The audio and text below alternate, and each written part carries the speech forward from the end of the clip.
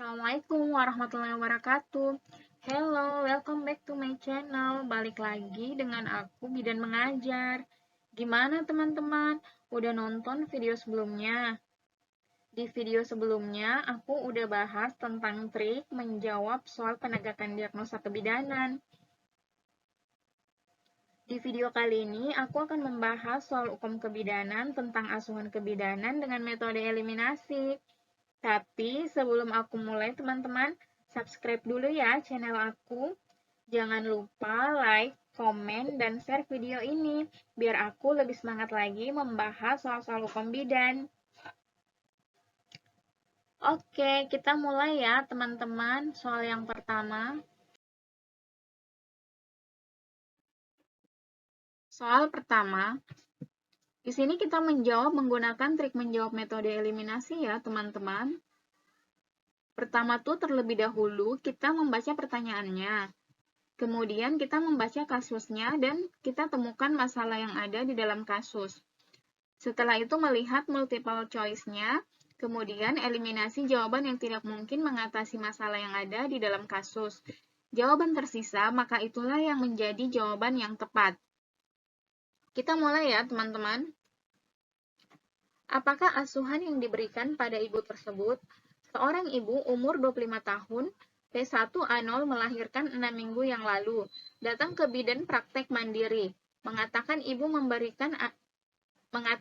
ingin memberikan ASI eksklusif dan untuk saat ini tidak ingin hamil dulu sebelum anak 2 tahun. Ibu tersebut ragu dengan alat kontrasepsi karena takut mengganggu produksi ASI. Kita lihat masalah yang ada di dalam kasus ini yaitu ibu tidak ingin hamil dulu sebelum anak 2 tahun dan ibu ragu dengan alat kontrasepsi karena takut mengganggu produksi ASI. Kita lihat multiple choice-nya. A. Menilai tinggi fundus uteri. B. Menilai tanda-tanda vital.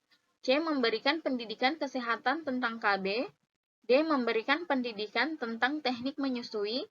E. Memberikan pendidikan kesehatan tentang kehamilan. Kita eliminasi jawaban yang tidak mungkin ya, teman-teman. Yang pertama itu jelas, E. Memberikan pendidikan kesehatan tentang kehamilan, kita eliminasi. Karena di dalam kasus tidak membahas ini ya, teman-teman. Kemudian yang kita eliminasi berikutnya adalah menilai tinggi fundus uteri ya. Kita eliminasi sebab di dalam kasus juga tidak membahas tentang ini. Berikutnya, menilai tanda-tanda vital kita eliminasi karena di dalam kasus juga tidak membahas tentang ini. Tersisa 2 pilihan ya, teman-teman. Memberikan pendidikan kesehatan tentang KB dan memberikan pendidikan tentang teknik menyusui. Yang mana yang kita eliminasi, teman-teman? Kita eliminasi D ya, teman-teman, memberikan pendidikan tentang teknik menyusui. Karena kasus di atas ini yang paling berkaitan dengan pilihan gandanya yaitu memberikan pendidikan kesehatan tentang KB ya, teman-teman. Kalau tentang teknik menyusui itu kurang tepat ya. Jadi yang paling tepatnya adalah memberikan pendidikan kesehatan tentang KB karena masalahnya di dalam kasus itu ibunya tidak ingin hamil dulu sebelum anak 2 tahun dan ibu ragu dengan alat kontrasepsi karena takut mengganggu produksi ASI. Jadi tepatnya kita sebagai bidan, asuhan yang kita berikan pada ibunya adalah memberikan pendidikan kesehatan tentang keluarga berencana. Jadi prinsipnya metode eliminasi di sini adalah menghilangkan pilihan ganda yang tidak dibahas di dalam kasus atau yang tidak berkaitan dengan masalah yang ada di dalam kasus tersebut. Mudah kan teman-teman? Kita lanjut ke nomor berikutnya ya.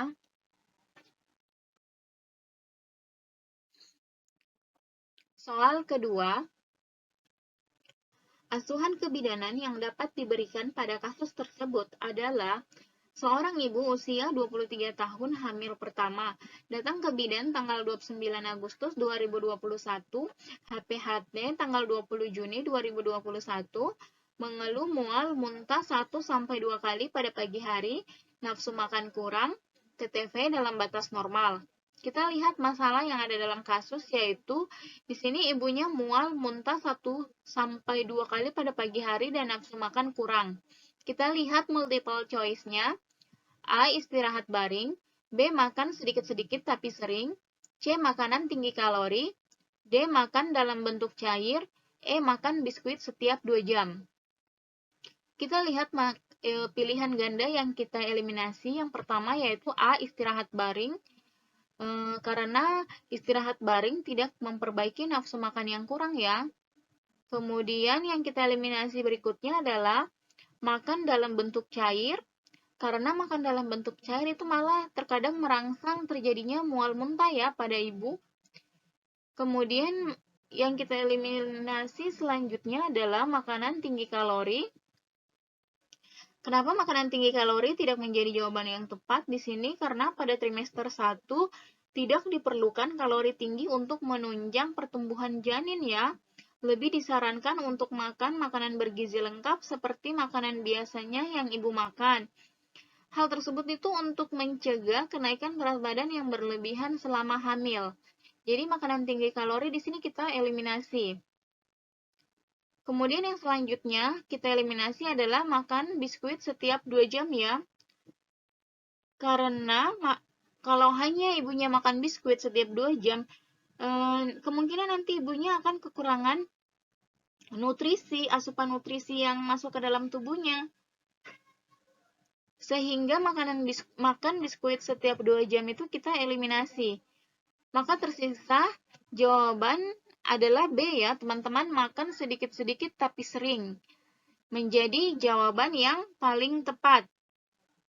Kenapa makan sedikit-sedikit tapi sering menjadi jawaban yang tepat? Karena ibu tetap dapat mencukupi kebutuhan nutrisinya. Makan dalam porsi kecil juga itu akan mencegah pencernaan terganggu dan tubuh dapat berfungsi dengan lebih efisien sepanjang hari karena mual muntahnya teratasi. Sedangkan kalau makan dalam porsi banyak, itu akan membuat ibu bertambah mual yang akan menyebabkan muntah-muntah. Jadi jawaban yang tepat adalah B ya, teman-teman. Soal ketiga, asuhan sayang ibu yang diberikan pada ibu tersebut adalah seorang ibu usia 25 tahun, G1P0A0, hamil 38 minggu, datang ke klinik bidan pukul 8 waktu Indonesia Barat. Mengeluh perut kencang-kencang, hasil pemeriksaan keadaan umum baik, tekanan darah 110/70, nadi 80 kali per menit, TFU 30 cm, kepala sudah masuk 2/5. Hasil VT, pembukaan serviks 8 cm. Selaput ketuban masih utuh. Ibu mengatakan cemas menghadapi persalinannya. Kita lihat masalah yang ada di dalam kasus ini, yaitu ibu cemas menghadapi persalinannya. Kita lihat multiple choice-nya. Di sini A. Memberikan dukungan emosional. B. Memberikan nutrisi. C. Menganjurkan ibu untuk berbaring. D. Melakukan pemeriksaan dalam kembali untuk menentukan pembukaan. E. Mengatur ibu untuk melakukan pernapasan. Kita lihat jawaban yang kita eliminasi ya teman-teman. Yang pertama itu adalah D ya, melakukan periksa dalam kembali untuk menentukan pembukaan. Di sini kita eliminasi karena pembukaannya sudah jelas ya. Pada kasus ini pembukaannya itu 8 cm. Jadi kalau untuk melakukan periksa dalam untuk menentukan pembukaan itu kurang tepat ya teman-teman. Dan juga tidak masuk asuhan sayang ibu. Jadi kita eliminasi. Kemudian yang kita eliminasi selanjutnya yaitu E ya, teman-teman, mengatur ibu untuk melakukan pernapasan. Karena di sini tidak ada dibahas di dalam kasus itu tentang pernapasan. Jadi, mengatur ibu untuk melakukan pernapasan kurang tepat, jadi kita eliminasi. Selanjutnya itu, yang kita eliminasi adalah memberikan nutrisi. Memberikan nutrisi kurang tepat ya teman-teman. Jadi kita eliminasi. Berikutnya menganjurkan ibu untuk berbaring. Kita eliminasi karena tidak berhubungan dengan kecemasan yang dihadapi ibu Jadi C kita eliminasi ya. Jadi jawaban yang tersisa adalah A, memberikan dukungan emosional. Dan itu termasuk dalam asuhan sayang ibu. Sehingga jawaban yang tepat adalah A ya, teman-teman. Oke, kita lanjut ke nomor berikutnya. Soal keempat. Apakah rencana asuhan kebidanan yang tepat pada kasus tersebut? Seorang wanita usia 24 tahun melahirkan 1 jam yang lalu di BPM. Keadaan ibu lemah dan pandangan berkunang-kunang. Dilakukan pemeriksaan ulang tekanan darah 90/60, nadi 76 kali per menit, TFU 1 jari di bawah pusat, uterus teraba lembek, perdarahan kurang lebih 200 cc, plasenta lahir lengkap dan wajah pucat. Kita lihat masalah yang ada di dalam kasus yaitu ibu lemah dan pandangan berkunang-kunang, tekanan darah rendah, uterus teraba lembek, perdarahan kurang lebih 200 cc, dan wajah pucat. Kita lihat multiple choice-nya. A. Manual plasenta, B. Transfusi darah, C. Pasang infus RL, D. Melakukan KBI-KBE, E. Merujuk pasien ke rumah sakit. Yang pertama, jawaban yang harus kita eliminasi adalah A ya, teman-teman, manual plasenta. Karena di sini, di dalam kasus, jelas ya plasentanya lahir lengkap. Sehingga A kita eliminasi. Kemudian yang selanjutnya yang kita eliminasi adalah B ya, teman-teman, transfusi darah. Transfusi darah itu di sini ibunya melahirkan di BPM, jadi transfusi darah itu seperti yang kita ketahui bahwa bukan termaksud wewenang bidan ya, terkecuali mungkin ibunya sudah dirujuk ke rumah sakit. Jadi B kita eliminasi. Kemudian yang kita eliminasi selanjutnya adalah E ya teman-teman, merujuk pasien ke rumah sakit. Karena merujuk pasien ke rumah sakit sebenarnya bisa menjadi pilihan jawaban. Tetapi untuk pilihan jawaban yang tepat, merujuk pasien ke rumah sakit itu tidak masuk karena harusnya kita memperbaiki keadaan umum ibu dulu sebelum kita merujuk. Jadi, ini kita eliminasi ya. Tersisa pasang infus dan melakukan KBI-KBE. Dari kedua pilihan ini, mana yang paling tepat? Apakah kita memasang infus dulu untuk memperbaiki keadaan umum ibu atau kita langsung melakukan KBI-KBE dengan keadaan umum ibu masih lemah, pandangan berkunang-kunang, tekanan darahnya rendah, wajahnya pucat? Maka yang paling tepat adalah kita pasang infus RL dulu ya teman-teman. Jadi D ini melakukan KBI-KBE kita eliminasi. Jadi jawaban yang paling tepat adalah C ya, teman-teman.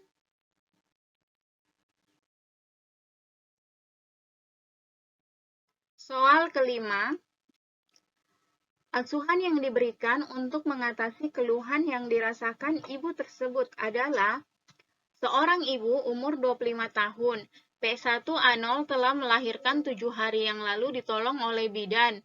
Riwayat persalinan normal, terdapat jahitan perineum. Ibu mengeluh badannya capek karena ia mengurusi bayi dan pekerjaan rumah tangganya sendiri. ASI keluar lancar dan bayi menyusu dengan baik. Kita lihat masalah yang ada dalam kasus ini yaitu ibu mengeluh badannya capek karena ia mengurusi bayi dan pekerjaan rumah tangganya sendiri. Kita lihat multiple choice-nya. A. Makan makanan yang bergizi. B. Minum multivitamin. C. Istirahat cukup.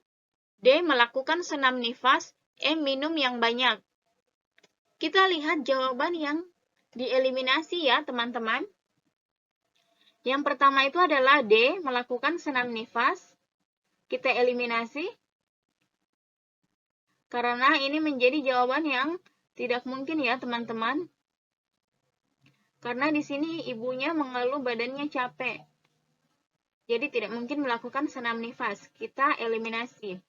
Kemudian yang kedua yaitu makan makanan yang bergizi. kita eliminasi karena tidak berkaitan dengan keluhan yang dialami oleh ibunya. Selanjutnya yang kita eliminasi yaitu minum yang banyak. Sama ya teman-teman, karena tidak terlalu berkaitan dengan keluhan yang dirasakan ibunya. Kemudian yang dieliminasi keempat yaitu minum multivitamin ya teman-teman. Karena kurang tepat ya, walaupun minum multivitamin itu bisa membuat ibunya tidak mudah capek ya teman-teman, tapi menjadi jawaban yang kurang tepat. Jadi jawaban yang tepatnya itu adalah C, istirahat cukup. Untuk mengatasi keluhan ibunya yang dimana badannya capek karena ia mengurusi bayi dan pekerjaan rumah tangganya sendiri. Oke, jelas ya teman-teman? Jadi seperti itu cara menjawab dengan metode eliminasi. Kalau kita lebih sering latihan menjawab soal, maka kita lebih cepat dalam menganalisis soal dan waktu kita juga mengerjakan soalnya lebih cepat. Sehingga manajemen waktu kita menjadi lebih baik, teman-teman. Semoga teman-teman yang lagi persiapan UKOM kali ini teman-teman bisa lulus 100% ya. Silakan teman-teman subscribe dan tekan tombol lonceng biar teman-teman tahu bila ada video baru di channel aku. Sampai ketemu di video selanjutnya ya. Assalamualaikum warahmatullahi wabarakatuh. Bye-bye.